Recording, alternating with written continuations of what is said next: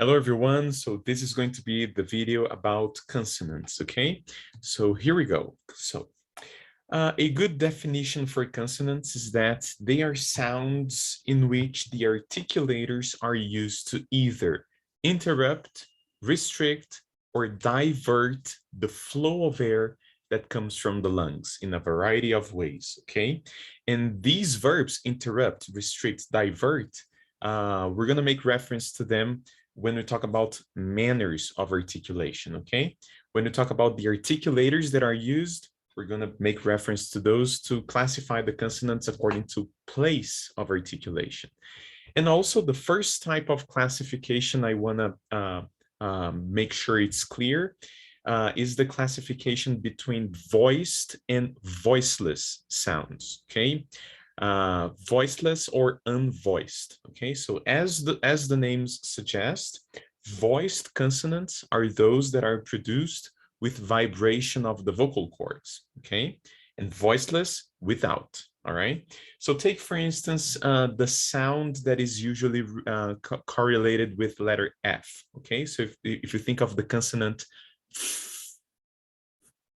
if you produce it continuously and you place your hand in your throat, you're not gonna feel any vibration, okay? That's because there are no, your vocal cords are relaxed and open.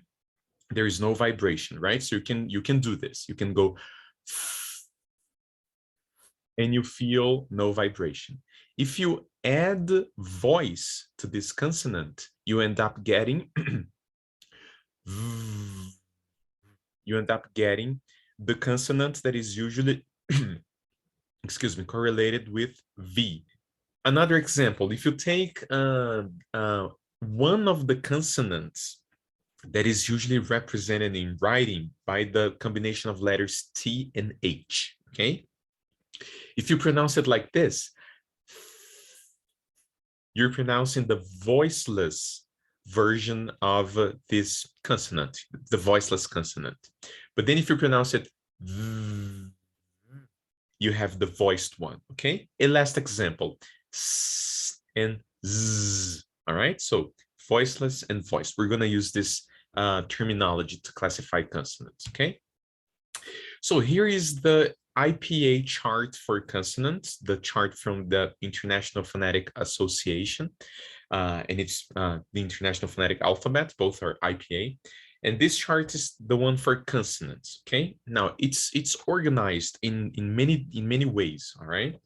If you look at the columns are organized into places of articulation. And from left to right, the places of articulation come from the outmost, so lips, to both lips, bilabial, to innermost, okay, glottal, right? It goes like lips, teeth and lips, alveolar ridge, palate, and so on. Now, the rows, they are organized according to manner of articulation. Remember the verbs on the first slide, restrict, interrupt, or divert the airflow. These are the ways, the manners, right? We produce the consonants. Now, you can see there are some empty spaces in the chart, and some empty spaces are white and some are grayed out. The ones that are white, it's because it's a possible articulation, but no language in the world, no language has been registered to have this sound, okay? For instance, take a look at a labiodental plosive. It's possible to articulate a labiodental plosive, so p, p, it's possible, but there is no language with this sound ever recorded, okay? Or imagine a labiodental trill. It's hard to articulate, to vibrate lower lip, but it's possible to articulate, but no language has it, okay? Or think of when there are two symbols in the same cell, the one on the left, for example here, bilabial plosive, the one on the left is voiceless, the one on the right is voiced. So there is a voiced bilabial nasal. It's possible to have a voiceless one. We can articulate it. We can go, right? And M with no voice. But no language has ever been recorded to have this consonant. When the cell is grayed out, it's because the classification is contradictory and there's no way to articulate it. So you can have a bilabial lateral fricative because it's either bilabial or lateral. If it's bilabial, you use both lips, you can have the air come through the sides of the tongue, all right? So it's just contradictory. What else? Well, when there are two symbols, the one on the left is voiceless, right? So t is voiceless and d is the voiced counterpart. Here, is voiced and there is no voiceless counterpart, okay? And remember that those are symbols, okay? They are symbols to represent sounds, okay? So when you see this, even though it resembles letter P, it's not letter P. It's a phonetic symbol to represent a sound, okay? We might talk about letter sound correspondences, but the main thing I'll be talking about here are sounds, okay? And the symbols to represent those sounds. All right, so let's move on. Let's talk about the consonants of English, okay? First, I'm gonna go through all the consonants in English according to their manners of articulation, and then I'll talk about them again in terms of place of articulation, okay? So the first manner of articulation I'll talk about is the one on the left, the first one in the IPA. It's plosives, also called stops, okay? And the characteristic of of plosives is that they have complete closure of the vocal tract, somewhere in the vocal tract. And after this complete closure, a burst, like an explosion, okay? So you could close the flow of air using both lips, and then you could have a p or b if there is voice. You could close the flow of air using the tip of your tongue, touching the back of your teeth or the alveolar ridge, okay? And then you're gonna have t or d if there is voice. Or you could close the flow of air using the back of your tongue, touching the soft palate, okay, the velum, all right? And then you would have k or g, all right? So these are the 6 plosives that there are in English, pataka and badaga. 3 voiceless, 3 voiced, paba, tada, kaga, all right? Every time I talk about the consonants, I'm gonna show this consonant being used in a word, in the beginning of the word, in the middle of the word, and at the end as examples, okay? So for p, you have as examples pin, happen, and cap. And you can see that depending on where the consonant is, the details of the articulation of the pronunciation changes, right? So the p in pin is different from the p in cap, which you don't really need to have the burst, right? Then for b, bin, cabbage, and cab. T, to, hotter, and hat. D, do, harder, and had. And see that it's possible to pronounce these words in the middle, hotter and harder, but then it's not t and d. It's a different consonant that is about to come, okay? For k, cat, packet, and pick. And here you can already see that letters, this is the symbol, right, of the sound. So it doesn't matter how it's spelled, the symbol is the same because it's one sound, right? And for g, got, forget, and pig, okay? Now I need to talk about a particularity of the pronunciation of initial voiceless plosives in English. So p, t, and k. What happens is that these consonants, they need aspiration, okay? So in English, when you have initial pataka, or when it's even in the middle of a word, but in the beginning of a stressed syllable, these consonants, they need aspiration. So they need to be pronounced pay, tie, and cap with this aspiration. And why is that? Because different languages, they have different patterns of this aspiration, how much aspiration there is between the release of the consonant and the beginning of the vowel, okay? So what happens in English and in Portuguese, they have different patterns, okay? So what happens is that if I pronounce these 3 words, with the way I would pronounce words in Portuguese without the aspiration, for a Brazilian or a Portuguese ear, the words sound okay, right? So if I say pay or tie or cap, the way we would pronounce pataka in Portuguese, for a Brazilian ear, those sound like these consonants, right? But for a native speaker of English, if you pronounce pay, tie, and cap, there is some chance that this native listener is going to hear bay, die, and gap. Because to make this distinction between the voiced and the voiceless consonants in the beginning of words or beginning of stressed syllables, we need, in English, aspiration is needed, okay? So if you say pai, as we say in Portuguese, probably a native listener will hear by. For you to make sure that your pronunciation is more accurately closer to a voiceless p, you need to pronounce pie, right? To eat a piece of pie, for instance, okay? And the same happens if you have l or r after. They get voiceless, right? So you still have aspiration, and the l or the r become voiceless. That's why there is this little circle under the l and the r here. So close, close, ice cream. And here, the k is not in the beginning of the word, right? So there's no aspiration. So one of the differences between ice cream and ice cream is the aspiration. Ice cream, you need aspiration, and I scream, no aspiration needed, okay? All right, second manner of articulation, fricatives. The main characteristic of fricatives is that two articulators, they get close enough to divert, or actually to restrict the flow of air, but you can have constant flow of air, okay? So this happens if you use lower lip and upper teeth, and you restrict the flow of air, but you let it go constantly, as in and if you use your tongue between your teeth to do or if you place your tongue near the alveolar ridge, right, the back of towards the back of your teeth to produce s or z.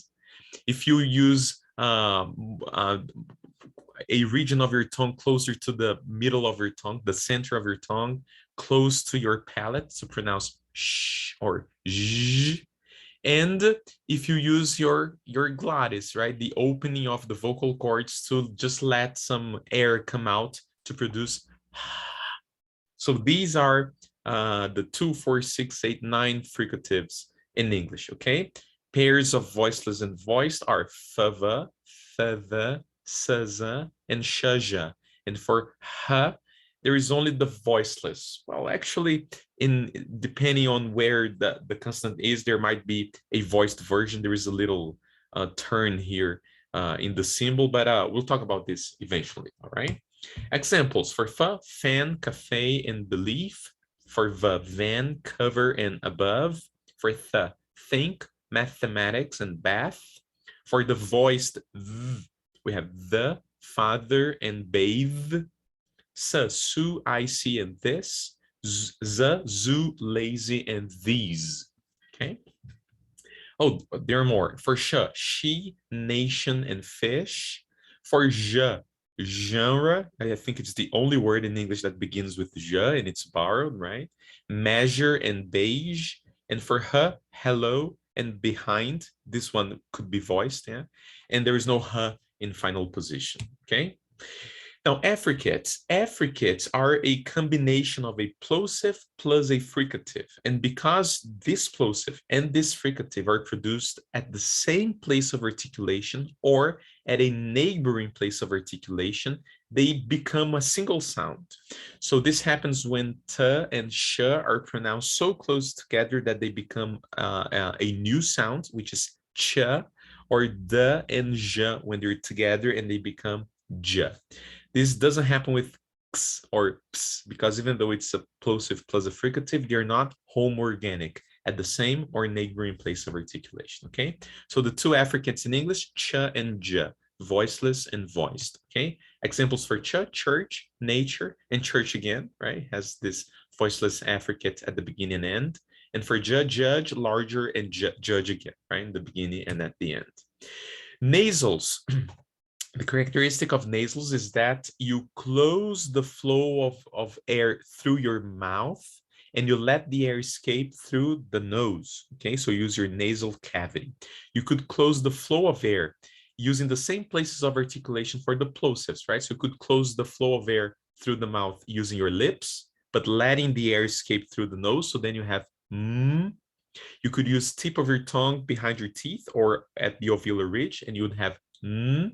Or you could use the back of your tongue touching the velum, the soft palate, and you would have as in Portuguese, we have this sound as in manga. When you say manga, before doing the ga, you have man, and the back of your tongue is touching soft palate, okay? Examples for ma, more, camera, and room. For na, no, infant, and on. And for there is no in initial position, but there is in the middle as in sing, and at the end as in sing, okay? Now notice that in Portuguese, at least in Brazilian Portuguese, we don't pronounce final ma and na, right? So for example, the name of the airline company, Latam, we say Latam, right? So we nasalize the vowel and drop the nasal consonant. But in English, we do need to pronounce it, right? So this little preposition here, it's not on, it's on, right? Here, it's not infant, it's infant, okay? Here, not room, but room, right? So you need to articulate it. Lateral, you use your tongue goes up to the roof of your mouth at different places, and then the air needs to escape through the sides of the tongue, okay? That's why it's called lateral, okay? So there are two lateral sounds in English, and they're called allophones because they have this complementary distribution, okay? You have one sound like Portuguese la that happens before vowel, so pre-vocalic, la, okay?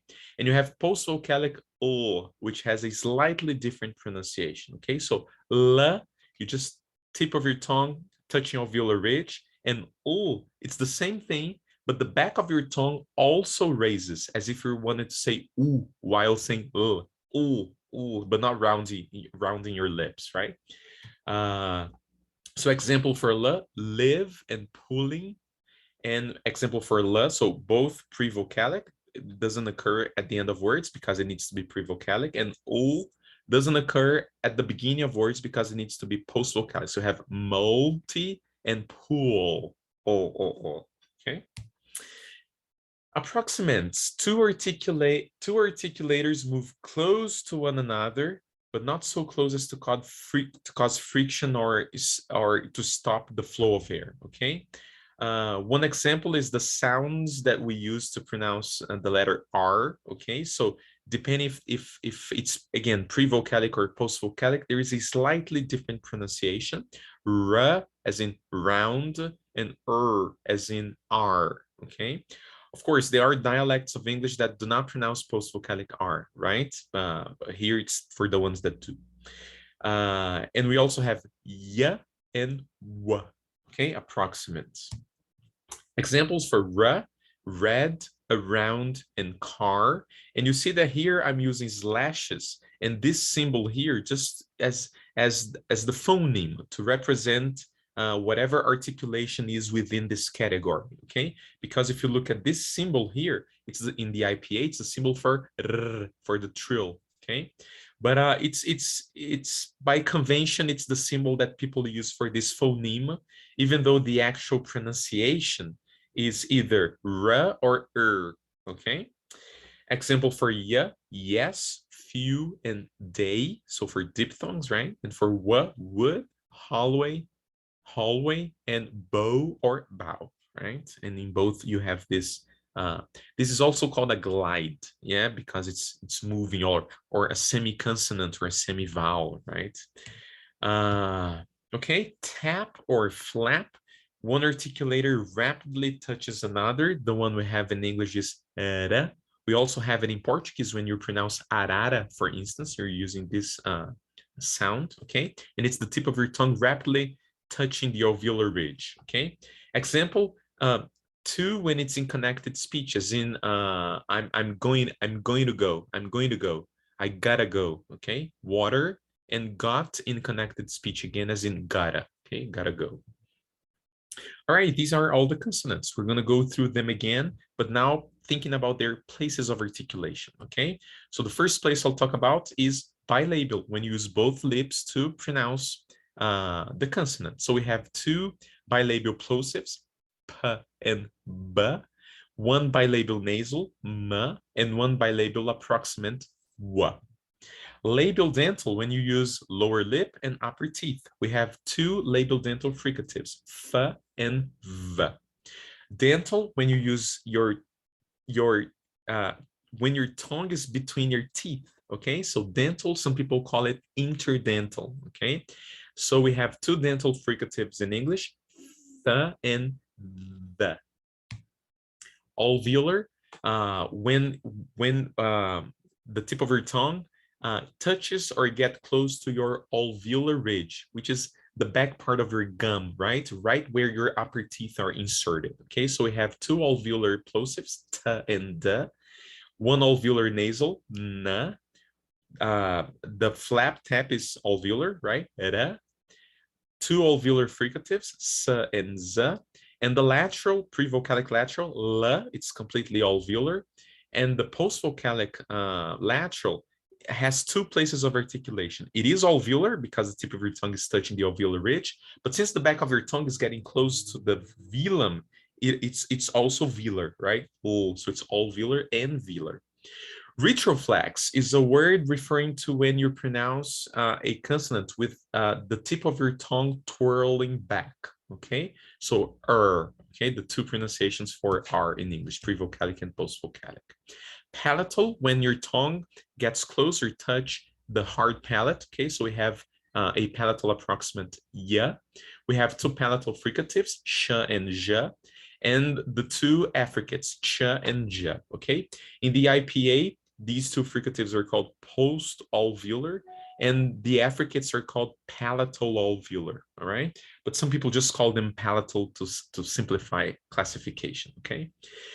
Velar, when the back of your tongue touches or get close to the soft palate, which is also called the velum, okay? So we have two velar plosives, k and g, and one velar nasal, n, all right? And glottal, when you use the opening of the vocal cords to pronounce the fricative h.